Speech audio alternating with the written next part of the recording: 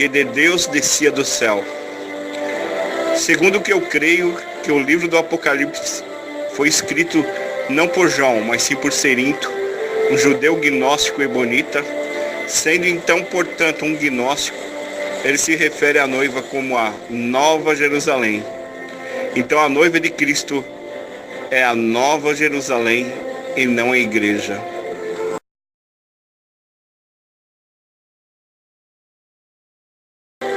Somos convidados para as bodas. Não somos o noivo, nem a noiva. Não há consistência em ser filho de Deus e sermos ao mesmo tempo noiva de Cristo. Ou somos filhos, ou somos a noiva. Um filho não pode ser a noiva de seu pai ou do seu irmão. E depois as saídas dos caminhos e convidai para as bodas a todos os que encontrastes.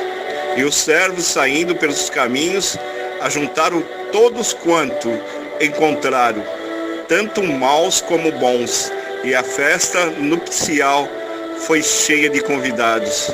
Mateus, capítulo 22, versículo 9 ou 10.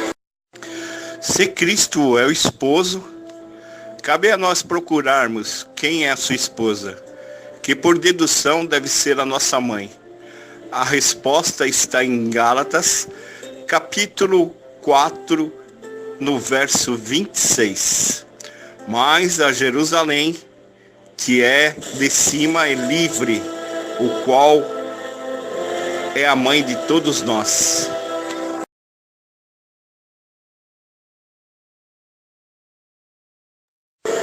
Todos pensam que a noiva está vestida de branco como um vestido de noiva. Pensam assim baseados nos versículos abaixo. Regozijemo-nos e alegremo-nos, demo-lhes glória, porque vindas são as bodas do Cordeiro e já sua esposa se aprontou. E foi-lhe dado que se vestisse de linho fino, puro e resplandecente, porque o linho são as justiças dos santos. E disse-me: escreve, bem-aventurado aqueles que são chamados à ceia do Cordeiro. E disse-me: essas são as verdadeiras palavras de Deus. Apocalipse, versículo 19, capítulo 19, do versículo 7 até o 9. Mas ninguém observa que na continuação está o esclarecimento. E disse-me: escreve, bem-aventurados aqueles que são chamados à ceia das bodas do Cordeiro. E disse-me: essas são as verdadeiras palavras de Deus. Os de traje branco não são a noiva, e sim os convidados, filhos de Deus. Este é o chamado traje nupcial, que era costume dos judeus.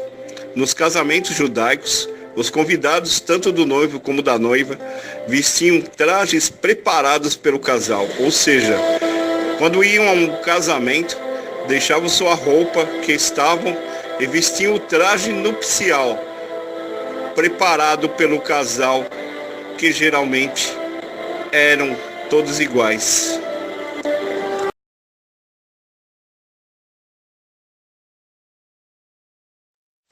Sob o traje branco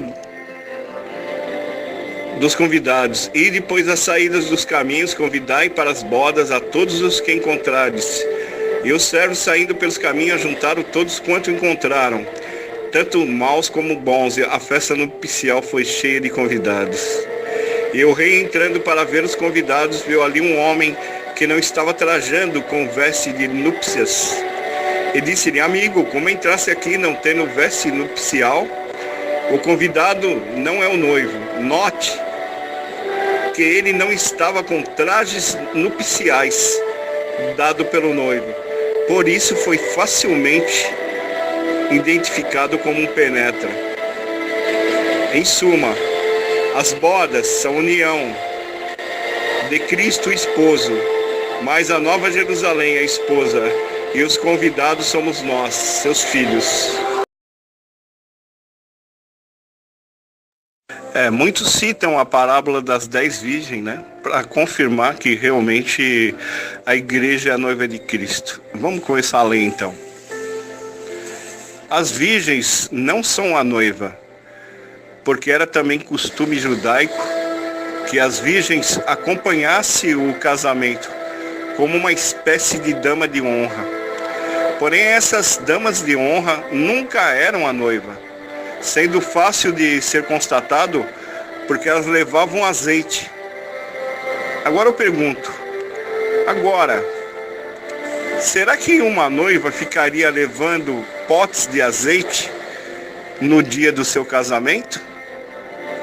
Isso daí comprova, né, veementemente que as 10 virgens, né, eram realmente somente convidadas, né?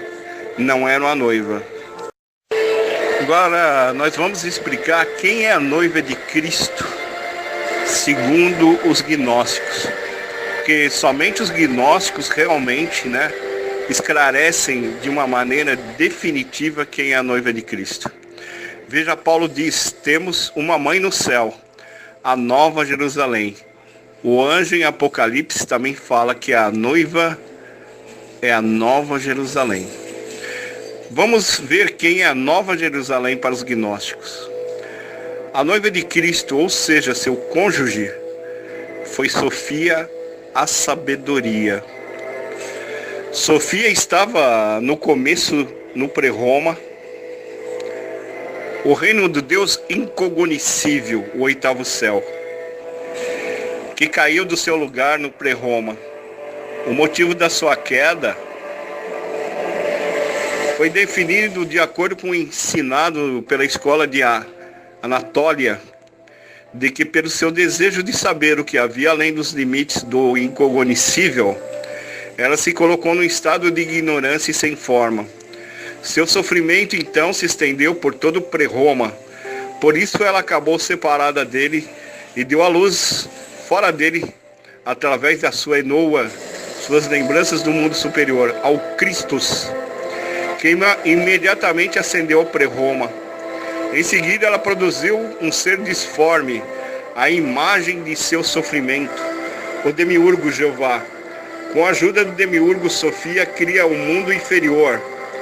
Por fim, olhando para cima em sua condição miserável e implorando pela luz, ela finalmente dá luz às almas pneumáticas, ou seja, as espirituais. Na sua obra de redenção, o esposo, Cristo, desce, acompanhado por anjos masculinos, que deverão se tornar os futuros cônjuges das almas femininas dos espirituais. Então, ela introduz Sofia e esses espirituais na câmara nupcial celeste. Paulo usou o conceito de casamento e os princípios de Cristo e Sofia para explicar seus próprios ensinamentos secretos. A união de dois para criar um novo homem. Paulo se refere a este novo homem como corpo comum, aonde não há nem homem nem mulher, mas todos vocês são um em Cristo. Gálatas 3:28 e Efésios 3:6. Nesse casamento é a nova criação deste um homem novo, em cada esfera, em cada nível, do micro ao macro. O casamento de Cristo e Sofia é um exemplo. Paulo emprega os princípios de Sofia para revelar seus mistérios mais profundos. E a igreja fará o mesmo, com o propósito de que agora até os principados e potestades nos lugares celestiais possam ser conhecidos pela igreja. A multiplicação de Deus Sofia. Efésios capítulo 3, versículo 10. Sofia e Cristo ilustram esse casamento em todos os níveis.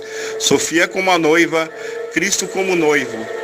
Desde a menor faísca interior até as mais grandiosas realidades universais. Tudo é reconciliado em um. Sofia é conhecida como a centelha divina. Cristo é a luz que ilumina todo homem. Sofia como a alma feminina, Cristo como espírito masculino. Sofia como a igreja, a noiva de Cristo. Cristo como noivo, cabeça da igreja. Sofia como a humanidade, Cristo como o último Adão. Sofia como feminino de Deus, Cristo como todo, a imagem do Pai.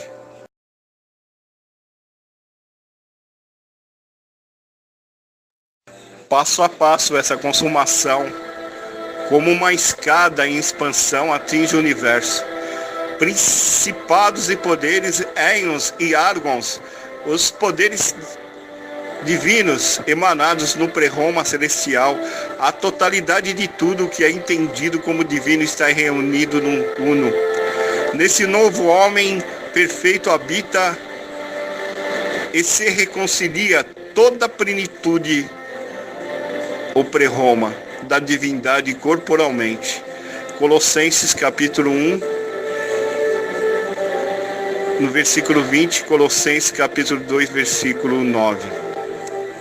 O direito e o esquerdo estão perfeitamente unidos como um só. E de acordo com o trabalho eficaz, na medida de cada parte, aumenta o corpo para a edificação de si mesmo em amor.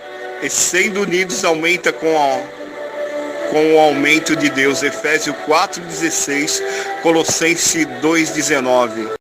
Em resumo, o livro de Apocalipse, onde fala que a noiva realmente é a Nova Jerusalém, entra em acordo com os ditos escrituras gnósticas, né?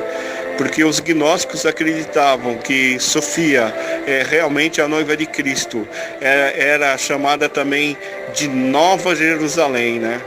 É justamente isso. E nós somos convidados, né, para esse grande casamento da noiva de Cristo com Cristo, né? Nós somente somos convidados.